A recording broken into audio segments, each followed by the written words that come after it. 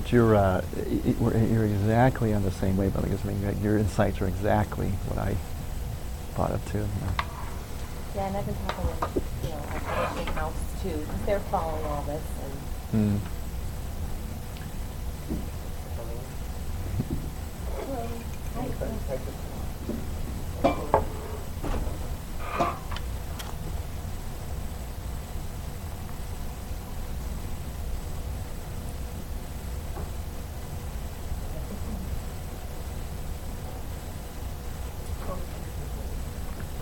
So that's interesting. I gotta look into that more. Make sure it's the same. Probably is the same group. Yeah.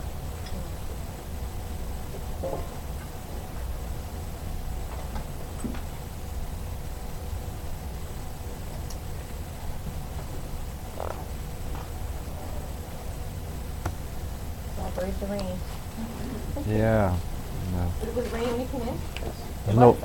Is there any parade traffic? Was it parade? Oh, Patriots Day? Something about Mexico, No. Mexican independence or something? No? Is it Mexican? Yeah. I'm Yeah. sorry, this is a big day.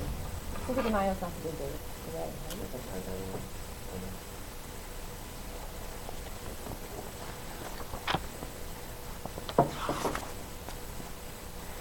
Oh.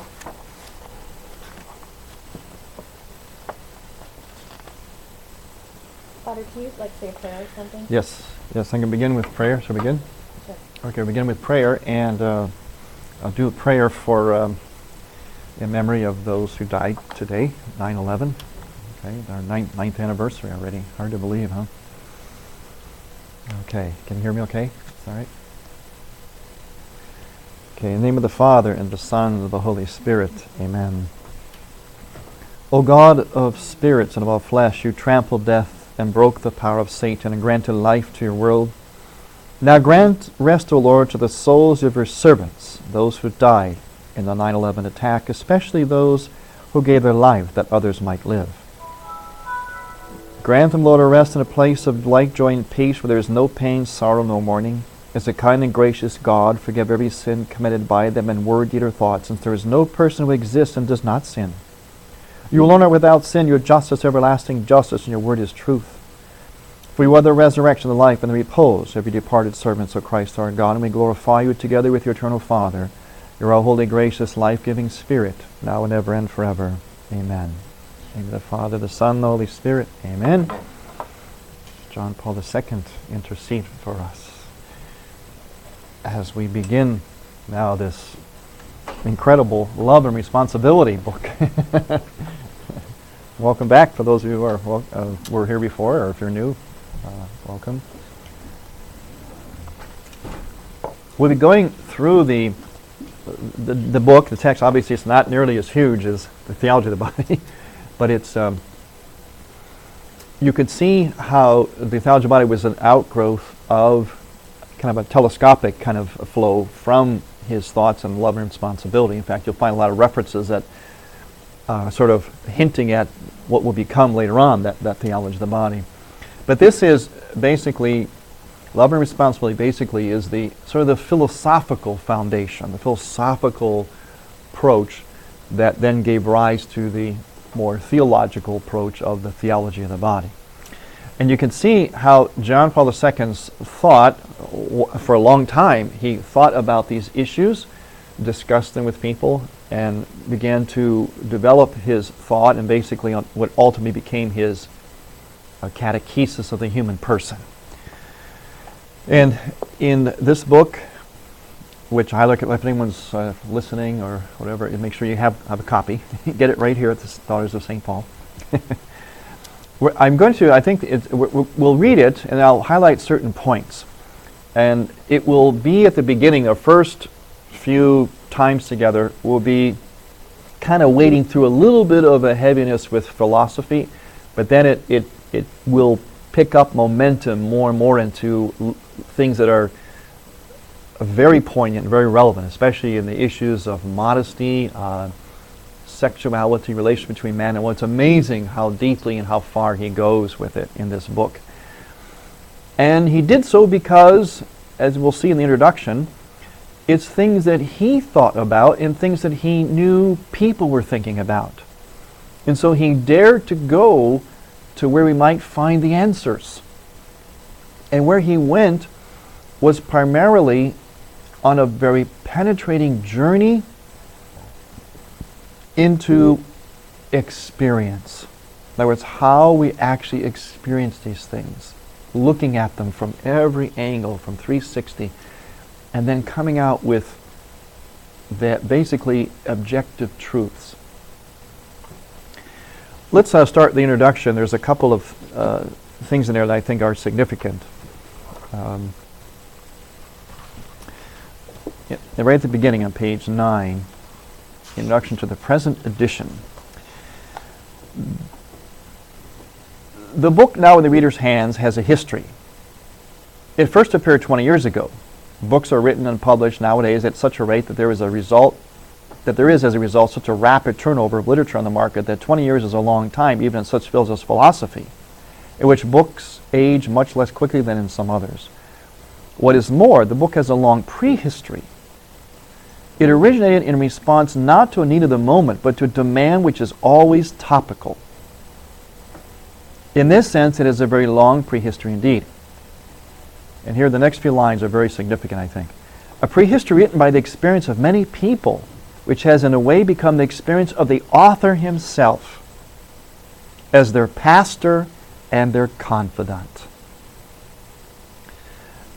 See, I think one of the most significant things about understanding John Paul II, even those of us who helped to promote his teaching, his thought, is that he was a pastor and a confidant. We always have to remember that. He's this gargantuan intellect and mystic and philosopher, but he was also a pastor and a confidant. In other words, he's someone that people, especially young people, young adults, would bring the deep questions of their heart to. And he would receive those questions and walk with them through those questions. And as we see here, those are his own questions as well. He's part of the human race as well. So it's kind of like, well, let's join hands and walk through this together. And you'll see this introduction makes an interesting kind of twist on that. Their experience converged with, and so to speak, supplemented his own personal experience of and feelings about these matters, prompted him to reflect and meditate on them, and as time went by, made him feel the need to testify to his knowledge. Love and Responsibility is the work intended to give voice to this testimony. It first found expression in the form of a series of lectures given at the Catholic University of Leuven in 1958 to 1959. It was finally published in a book form by TNKUL in 1960. This is happening, if you notice, just as Vatican II was beginning. So you see what was happening in the world and how John Paul II, his insight into the world was happening is there was this now shift or progression into really beginning to talk about the human experience and to engage the questions that the world had about this human experience. This is why John Paul II went further than anybody, probably in church history, certainly than any pope, in talking about the issues of love, sexuality, human relationships. Okay, let's go now to, we'll read on. From that moment, the work began to live a life of its own. The author of a book retains his title to authorship, of course, but even if he continues to develop its theme, he is no longer writing about it. Once he has finished it, the book writes its own history, and in some measure, that of the author too. The next paragraph. It is largely the history of confrontation between the experience discussed, the testimony given in the book, and certain conceptions and propositions which invoke the same source, or at least look to it for legitimation and justification. I'm going to drop down that first paragraph on page 10 now, about halfway through. And expecting an answer here and now, but to try answering it now can only jeopardize the whole conception of the book. The intention of the book is to provide an opportunity for continuous, uninterrupted confrontation, a chance to test experience by experience, as something that can be invoked at any moment, whenever the need to appeal to the experience as originally described arises or takes on a new urgency. We'll drop down, I'm going to read towards the bottom of the page on 10. Love and responsibility, with this sort of methodological basis, fears nothing and need fear nothing, which can be legitimized by experience. Experience does not have to be afraid of experience. Truth can only gain from such a confrontation. Okay, do you understand so far what's happening? What the point, the emphasis here is that what this introduction is saying is that it's like the book isn't finished. The book continues on. It continues on to the degree that we continue to experience the human experience. In other words, those things which are most closest to our heart, most human, those things that have to do with love and relationships, the why behind them, how to be man and woman, how to be human, how to see each other, what really is love. And these are the things that we continue to experience and to learn by experiencing and by examining our experience. So in a sense, the book is being co-authored, as it were, by those who read it along with John Paul II himself. Of course, at this time, he was Kara Watiwa, Bishop Kara Watiwa. He wasn't the Pope yet. Okay. On page 11, the bottom. On the one hand, the context is set by the debate on the central problem raised by Pope Paul VI in his encyclical Humanae Vitae. As the reader will know, the debate in its first phase concentrated exclusively on the rather chaotic search for arguments and counter-arguments, as each side sought to win over supporters, but moved on later to the stage of self-examination of a methodologically profounder kind. It became a discussion on the means by which the correctness of moral norms might be established. Okay, this is significant. You notice he's already talking about Humanae Vitae before it really comes out, as such, the document by Paul VI. He's talking already about John Paul, the approach the Church takes on that issue of contraception. And what the author is pointing out here, or the author is writing this preface, is that, there was this back and forth argument, as there still is today. But what happened was Kara Watiwa, John Paul II, goes under that radar screen in a sense and says, no, the argument, in order to go anywhere with this argument about things like contraception, we have to go underneath that to what is the human person? And this is what Paul VI would later say in his document. He would say the document on Humanae Vitae, he admitted, could only be best accepted and understood if we had a quote-unquote total vision of the human person. Before we start arguing about whether that's practical, whether people can live by it, that's usually where the arguments are. Oh, we're going to have so many children, who's a church to tell you this? And that's not what the argument. The argument is, who is the human person? What is human relationships? What really is going on in human sexuality, the intimacy between husband and wife? You get below into that level, then you come to then an understanding of what the church is really saying. You come again to that objective truth about it. Okay, further down in that paragraph on page 12.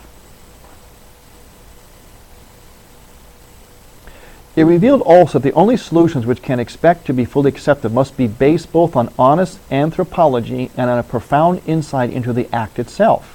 See, anthropology meaning, what is the human person, really? Really more so why. What's the real why behind the human person? How are we different than the animals, and so on, which we'll get into. Okay, an honest anthropology and on a profound insight into the act itself, revealed in particular that it is impossible to isolate the question of the legitimacy of the act so completely as to separate it from its primary function in interpersonal relations, that of expressing love, or in other words, affirming the person so as to enhance its dignity.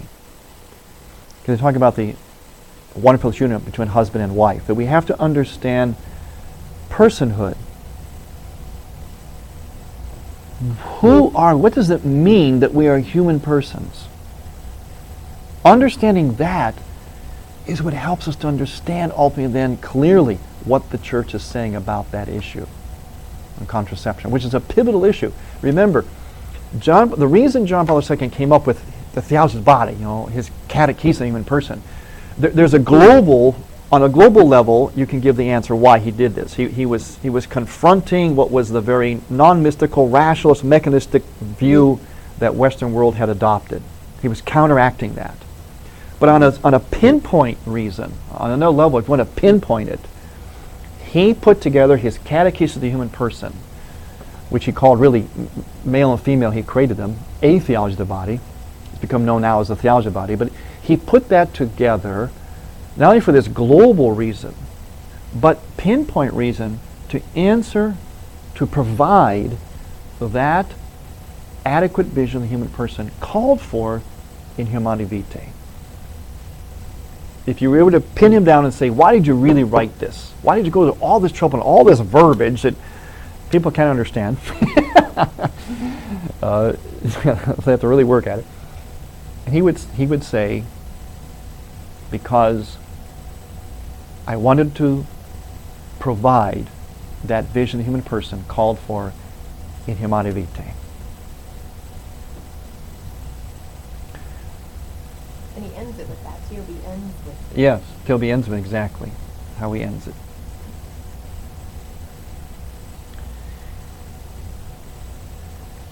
Okay. All right, let's go now then to the author's introduction to the first edition. Page 15. This is John Paul II, 1960. Wow. It is sometimes said that only those who live a conjugal life can pronounce on the subject of marriage, and only those who have experienced it can pronounce on love between man and woman.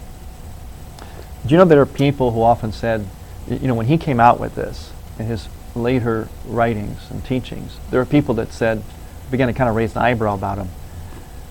How can he know this? He must have been married previously or secretly, or he must have been having sex or something. How can this man know this much? And as we get into it, deep into it, you're going to be amazed at the detail he goes into. What page is that? I'm on page 15 right now. You'd be amazed at but why? Why? How could he know? He knows because he was a mystic, and he was so honestly and supremely human.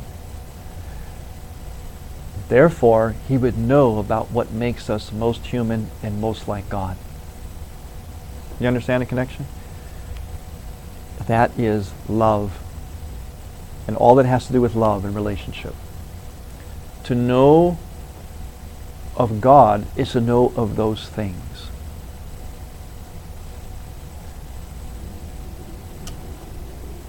Because those things are our sharing in God. Those things are God revealing himself, allowing us to love as he loved.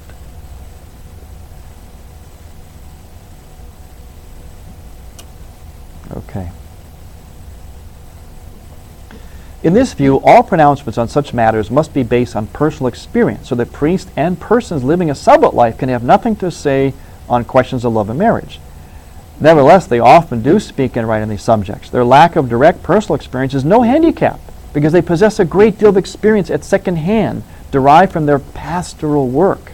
For in their pastoral work, they encounter these particular problems so often, and in such a variety of circumstances and situations, that a different type of experience is created, which is certainly less immediate and certainly second hand, but at the same time very much wider The very abundance of factual material on the subject stimulates both general reflection and the effort to synthesize what is known. That indeed is how this book came about. It is not an exposition of doctrine. It is rather the result, above all, of an incessant confrontation of doctrine with life, which is just what the work of a spiritual advisor consists of. Doctrine, the teaching of the church, in the sphere of sexual morality is based upon the New Testament, the pronouncements of which on this subject are brief but also sufficient. It is a marvel that a system so complete can be based upon such a small number of statements. Now what he's going to do is he's going to suggest to us passages from the Bible. And what's amazing about this is that these are the exact passages he bases most of Theology of the Body on. In Theology of the Body, there's over 1,000 references to Scripture. Over 1,000. But the majority of them can be sort of clustered around these that he's offering. Quite obviously, this is on page 16 at the top. Quite obviously, they touch the problem at its most sensitive points, the crucial points which determine all further principles and moral norms. You need only have these few texts to hand. Matthew 5:27, 28. Matthew 19, 1 to 13. Let me just tell you.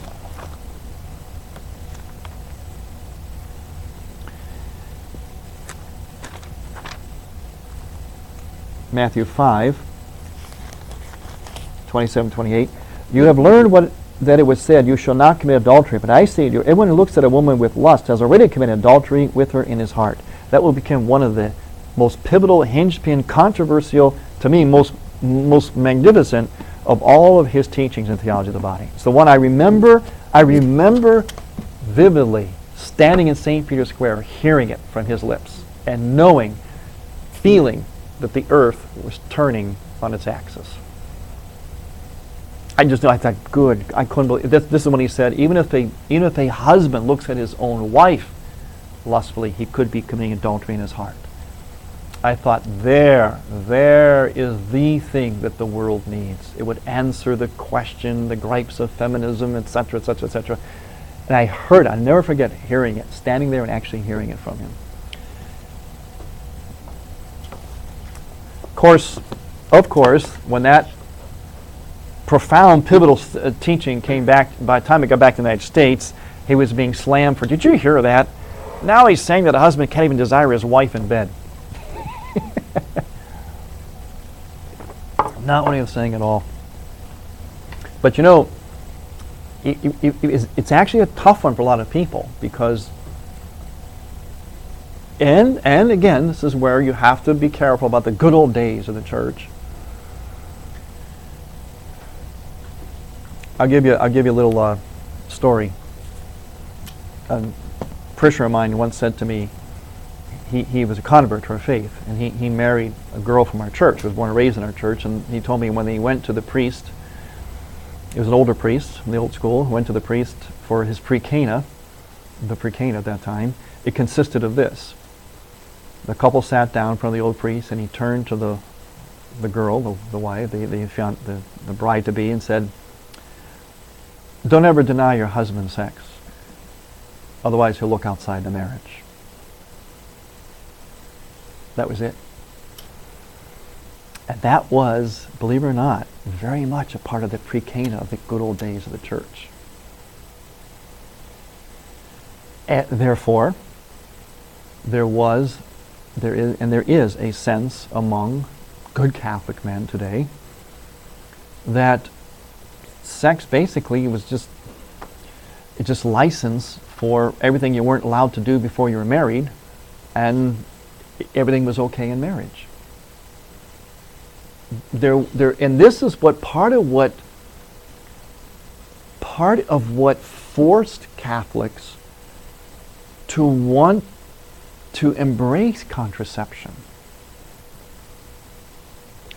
because the man was never told about this respect for his wife and how they had to be in sync with each other and that whole deference towards one another, and as John Paul was saying here, that a man cannot look at his wife lustfully even in marriage.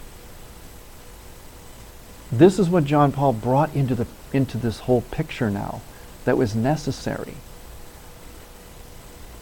Because I know women at that time, when it first came out about contraception, Catholic women were going to the priest and saying, "Father, the church says I can't, we can't practice birth control, but my husband, he doesn't, he just, when he wants sex, and I was told I'm supposed to comply, and I'm getting pregnant all the time." This is part of what kind of drove or nudged Catholics to, and therefore, quite frankly, pastors hearing these things in confession, and they're off in their counseling sessions with these women, nudging them to say, well, I guess it's okay. It's up to your own conscience. I don't have anything too much more on this, so, you see what I mean? This is what was happening in the 50s and the 60s. And so John Paul II comes into that situation with this incredible insight. Because with that insight then, the church's teaching on against contraception, that's what starts to make sense.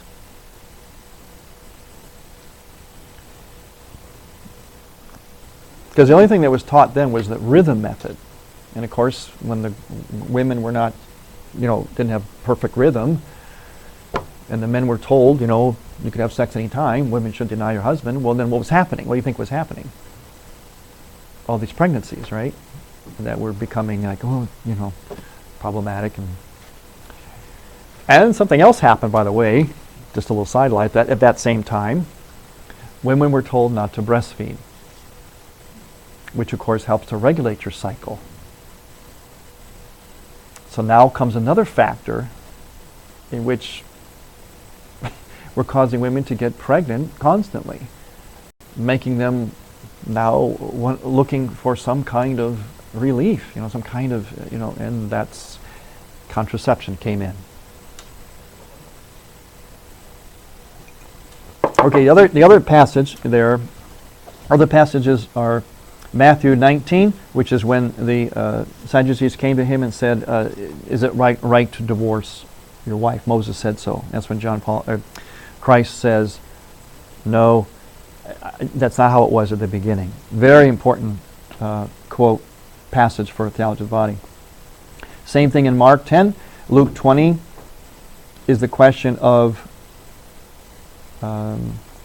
it's about the resurrection. And then John 8 about the one caught in adultery. Okay. Now the next paragraph, and of course, Ephesians 5 and Corinthians 7. Anyway, these scriptural passages are the ones you'll find in the Theology of the Body. Here in the second paragraph, a very important part here.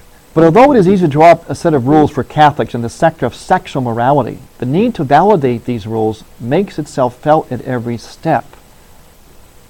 Did you get that? See, it's not, he says it well in the next few lines. You mean having to explain everything? Exactly. Explain and give the why. It says, for the rules often run up against greater difficulties in practice than in theory.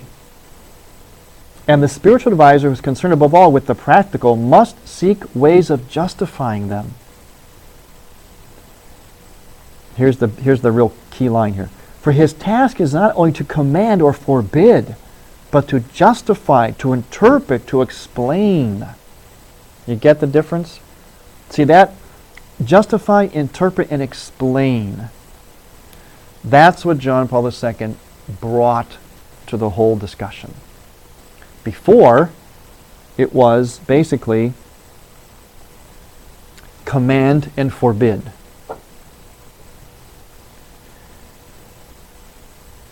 It says the present book was born principally of the need to put the norms of Catholic sexual morality on a firm basis, a basis as definitive as possible, relying on the most elementary and incontrovertible moral truths and the most fundamental values or goods. Such a good is the person, and the moral truth most closely bound up with the world of persons is the commandment to love. For love is a good peculiar to the world of persons, And therefore, the most fundamental way of looking at sexual morality is in the context of love and responsibility, which is why the whole book bears that title. In other words, it's not just, here's what the church says, here's what the Pope said. You live by it, otherwise it's a sin. You're going to hell. That was basically the good old days of the church. I know, I'm 56 years old, I caught the tail end of that. I know that's how it was. Now, it's not all bad, obviously. I mean, there's it has a goodness to it, but it was no longer sufficient for the modern world. Because as we know today, people don't care who you are. They only care what they feel, what they experience. And they want to come to their own conclusions. Don't impose your religion on me, right? All that kind of stuff. Don't tell me I'm supposed to think. Who's the Pope to tell me? He isn't going to pay for these kids. He's celibate. What's he know about marriage? You know, all these kind of cliches that most people live by, including a lot of Catholics, if not most. Now, John Paul II knew this because he had that pastoral sense. He said, okay, I see where people today, it's not enough to say, here's a church teaching, the Pope said, you believe it, or it's a sin, you go to hell. He had to justify, interpret, explain. So that ultimately you come to life in the Spirit. In other words, you learn why it's explained to you, you see the wisdom, the beauty of it, and you want to embrace it. In other words, it's why does the church say what it says, not just that the church says what it says. The key word is how to integrate what the church says. You can even know it, but not integrate it. Okay, down at the bottom of 16. All these problems are the subject of analysis, not of mere description, for the aim is to elicit the basic principles in which the rules and norms of Catholic sexuality and morality find their raison d'etre. There's the reason for being, the why. The book is, by and large, of a philosophical character for ethics and can only be part of philosophy. For ethics is, it can only be part of philosophy. Okay, let's go down to bottom 17, the last paragraph. The problem awaits discussion. Manuals of ethics and moral theology tend to deal with these two kinds of love separately. With the first in discussion, he's talking about let's see.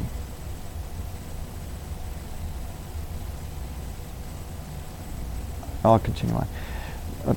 Deal with two kinds of love separately. With the first in discussions of the theological virtues, since love is the greatest of these, and with the second, primarily within the framework of discussion of the cardinal virtue of continence, since sexual purity is connected with this.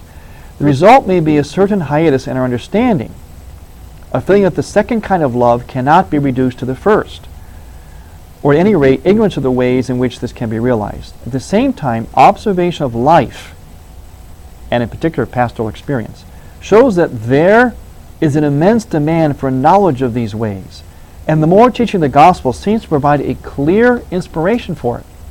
The gospel is read both by believers and by unbelievers. Believers discover in the commandment to love one another the kingpin of the whole supernatural order. But believers and unbelievers alike are capable of discovering in it the affirmation of a great human good, which can and must be the portion of every person. In the present work, it is in fact on the second aspect that we lay the main emphasis. Okay, this is another great insight into what this man, this thinker of our time, has brought to the church and to the world, and where we must go at this time, especially the daughters of St. Paul are into media and communication, where they are going, and where I like to go, where I think we must go. to what is common in the human experience. Like he's saying here, whether you're a believer or not, there are certain goods that all human beings recognize. We may not know or agree on exactly precisely how those things are, but we do agree that there are certain things that are good. Can you name something? Whether you're a Hindu, a Muslim, an atheist, what are some human goods that are universal? See, because this is where part of where the new evangelization is calling us to bring the message to believers, but also unbelievers, by means of entering into that experience which is common to all of us. See, this is what John had a keen eye on. Okay, remember who we are. What is it that we all experience as humans? What is important to us? Because if we can go there, find those things, and then talk about them, then we can start to reach this meeting point, and there's your chances then, your chances of evangelization, as it were, are exponentially increased. Can you name something? What's universal human good? See, I take a more radical view there. Okay. That, if you try to talk in that way, people whose minds are, it's like, you can't say that. You can't say that this is universal across all cultures. And then they'll bring up all these exceptions. Yeah. And again, we can talk and try to help them understand that exceptions are exceptions. Right, exactly, yeah. And usually say, hard cases make bad laws, but there's even a better expression, I think, which is the exception proves the rule, which I think is a better way to think about it. But that's why I think theology of the body is just beyond genius, because we can argue ad nauseum about values. Not that values is a bad term, it's not. But people will, and then when push comes to shove, they can't personally latch on to anything, because they've been so trained that you can't speak in absolutes. Our world hates absolutes. Yes. We hate them. Right. And so, because you're going to stomp on somebody's big toe if you tell them they can't do anything. So it gets to the point where, murderers, sometimes maybe, it's a really bad day. Who am I to tell you you can't, So that's the genius of, to me, the only argument is the material world. And science. And science is on God's side, it's on the material world side. Science proves all of this stuff. And you just start talking about, like you always start, Father, with the design of the body, the human body, and et cetera, et cetera. And anyway, that's the universal, I think, is the material world. That's the universal. So you're exactly right. It's a material, but it's seeing it not materialistically. That's the difference. The material world, yes, it's the physical. We all know this, right? But what about this? What is this really? Whatever it is, and what is this really? Somebody said they think that chocolate is universal. Certainly, I think among women, it is. That's what he said. He's a doctor. He goes for the XX chromosome. Yeah. Oh, absolutely, it is.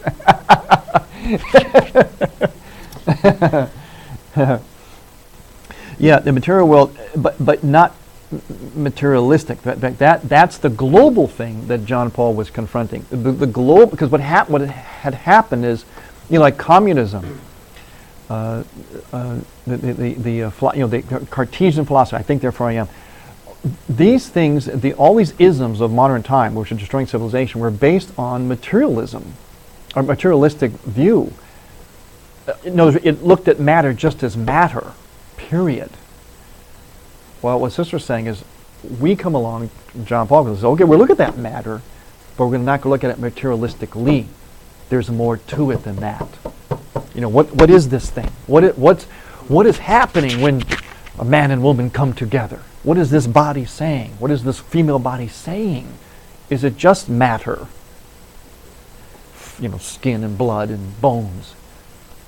Or is it greater than the sum of its parts? What about that matter? What does it point to? What does it engage us in? That's why I find, hard to talk about spirit, the existence of spirit, because that's what's going to make the difference in if we're, like, as Christians, we're materialists too, but not in the same way as somebody who says that's all there is. And I was talking to Dr. Waldstein. I got to do a week with him. He wrote the introduction to the Theology of Bodies. I was asking about that, like, how do you talk to non-believers about spirit? And he didn't have time, he started on this thing that I couldn't follow. Mm-hmm. Thing about perspective. There's something about perspective, like even in science, where you're looking at or observing an object from makes all the difference and stuff. But anyway, I want to get back to him on that, because I think that's the big problem of, why should we bow down before Mother Nature when we can manipulate her? Right, exactly. Yes. I was just trying to think of a universal experience, and I think the hurt of sin, we probably all know that hurt, or, even though we call it sin, that Mm-hmm. But, I think everybody can understand that people hurt each other. That's very good. That's a universe thing in the negative. That's very good. Sure, very good. I never thought of that, but that's very profound. Yes. On the back of your book, in the back of the cover, it said what Sister pointed to. Drawing from his own very top experience as a priest and bishop before he became Pope John Paul II, Carol Tilly has produced a remarkably eloquent and resourceful defense of Catholic tradition in the sphere of family life, sexual morality. He writes in the conviction that science, biology, psychology, sociology can provide valuable information on particular aspects of relations between the sexes, but that a full understanding can be obtained only by study of the human person as a whole. See, that's the difference. Science, psychology. In fact, we're going to see in a minute when he gets into the definition of the word using, how he brings in even some Freudian stuff there too. Right. Science, real science, is the absolute friend of the church, because it's basically discovering God. And for the doctor that's online, I once gave a talk to psychiatric students at Loyola, and I did on the theology of the body, and basically my message to them was that since they're in the helping profession, healing professions, that their work would be much more effective if it starts from that adequate view of the human person. Just as it just said in this little paragraph on the cover of your book, that you cannot, you're going to be incomplete, you're going to be because see, psychology, the shortcoming there, it tends to be deterministic. In other words, like we talk about the glass ceiling, in the corporate world, remember, with women and all that, how they can't rise up because of the glass ceiling. Well, psychology and psychiatry have a tendency to put a glass ceiling, in a sense, on any person's, in a sense, becoming. In other words, you are basically what you're diagnosed, and you treat the person within that confine, basically helping them cope. Is really what a lot of counseling, psychology, psychiatry does today. It helps them cope within the confines, within that ceiling of where they are, once you've diagnosed them. Now, what that lacks is the more whole view of the human person, which opens up for that person much greater possibilities of healing, of real healing. Do you understand what I said? In other words, you're not just a bipolar. You're not just schizophrenic. And we deal with you because you're only going. There's more to you than that, and there's a worldview, view as a person, that if I start from there, that's going to influence my psychiatry, how I practice my psychiatry, my counseling, psychology, whatever. The only, as a priest, sometimes you refer someone to a psychologist, psychiatrist, whatever. And during my years as a priest, I've always been very, very hesitant to do. I'm very judicious on when and who I will refer someone to. Right now, I basically have 2 people. I don't I wouldn't entrust someone that I'm working with to anyone else right now except these two people. And they both function from one is a psychologist, one is a psychiatrist. And they function from this view of the human person, which is why they are effective and why I can trust them and entrust someone to them. And conversely, they will entrust some of their patients to me for spiritual direction, because they'll say, I'm doing what I can for, but there's a piece that you need for as part of your person who is going to help you heal, and that is spiritual direction. So they'll oftentimes suggest a person talk with me. So we sort of pass people between each other. Not really, but we do. We refer when need be to one another because we are bonded by this view of the human person. And without that view, in other words, they would not send their patients just to anyone, any other priest or nun or whatever, not just anyone. They'll send to others than me, but I'm just one that they would send to because we're on the same page with the view of the human person. And conversely, I will only refer anyone I'm working with to them. There may be others out there, but I know for sure these two. And that's the only two that I would trust right now. When there was more of an acknowledgement of spirituality and spirit in the past, I think a lot of doctors used to do that, Yes, they did. Refer people to their minister, to their rabbi, and back and forth. I'll tell you, one of the most healing things that we have in the church is confession. And I mean all that involves, I think I told you one time, years ago I saw a Woody Allen movie called Crimes and Misdemeanor. I came out of that movie thanking God that I was a Catholic and had confession. Because the movie really was about people who started out with misdemeanors and then became very seriously sinful. Because, in a sense, their consciences were killed because they could not rid themselves of the guilt. They would go to a rabbi, and I thought to myself, I wanted to scream in the theater, go to confession! That's what you need. They were trying. They would go to this part. You could tell what the characters as they developed in the movie, they were trying to rid themselves, come to grips with what they did, but they had no avenue to fully do it because they didn't have confession. And as a result, they began to kill their consciences, and they became capable then of much more serious wrong. We're saying here, sex is the universal value. Yeah. Well, it's true. It's true.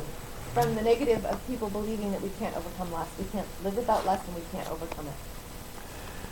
We can't live. Well, somebody's saying that our culture cannot fathom a life without lust. Yes, it can't fathom because a lot of the TOB controversy right now. People are saying, Christopher West oh says, yeah, it doesn't mean overnight, but no. Jesus is saying Jesus has given us freedom from lust and redemption. We can have that. It's possible because of Jesus, not because of us. Right. And people are saying, no, it's impossible. No. While we're in this life, we will never overcome lust. It will always be a struggle for the greatest saint. Look, there's only one person who is not in some way sexually disordered. There's only one person that walked this earth that we know for a fact. And that's the Blessed Mother. She had zero zilch sexual disorder. Anyone, even the greatest of saints, had it to some degree. Even if it was almost like immeasurable, they still had it. Okay? So, life is a continual struggle towards moving beyond lust. And you never come to the point, like the Blessed Mother is saying, I'm totally free of it. We're not saying that. But we're saying you can get to that point. You can strive towards that point and make incredible progress. And that's, of course, what's called sanctity. For people who say that you can't, maybe an analogy would be this. When you see a ship, it's got barnacles on it. You don't say, well, ships are made with barnacles. Barnacles are automatically part of the ship because they're always there. You can't avoid them. And the ship... No. The truth about the ship is it doesn't include barnacles. Barnacles are going to get on there, yes, but that's still not the truth of the ship. Same thing with the human person. Concupiscence is not the truth of the human person. It is the truth of our human experience because of historical man, sin, but it is not the truth of the human person. Our lives then become a continual growth towards becoming truly human. In other words, without the barnacles of concupiscence.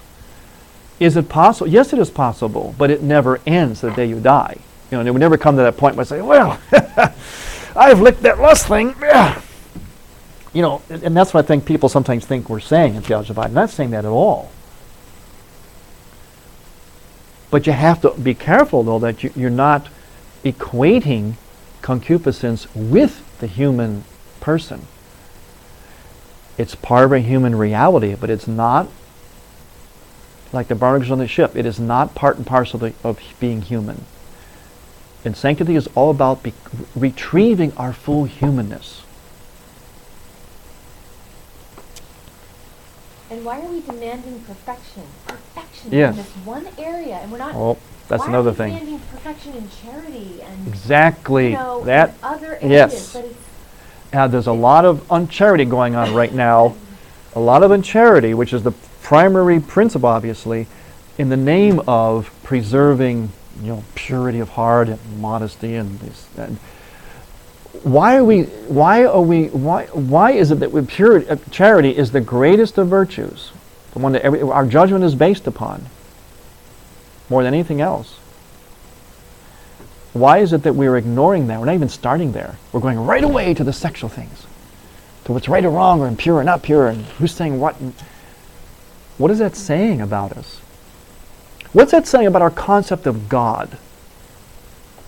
That God is lying in wait so that the first moment we mess up on something which is so deep a struggle within all of us, because it's the part that makes us most like God, therefore it's the part that's most injurious, the most powerful part of us. You take this most powerful part of us, the way we are most like God, translated our human sexuality, and do we think that God is sitting there waiting for us to, at the first sign of messing up in that powerful thing, to pounce on us and send us to hell? Why are we making those particular sins superior to any sin of charity? Yes, they can be gargantuan, they're huge, but there's a whole spectrum of sin in this regard. But I sometimes wonder, how are we making God out to be? We're acting as though God, the only sin, this is always typical, this is always the rap of Catholics, by the way, the so-called Catholic guilt. We're recycling that whole stereotype.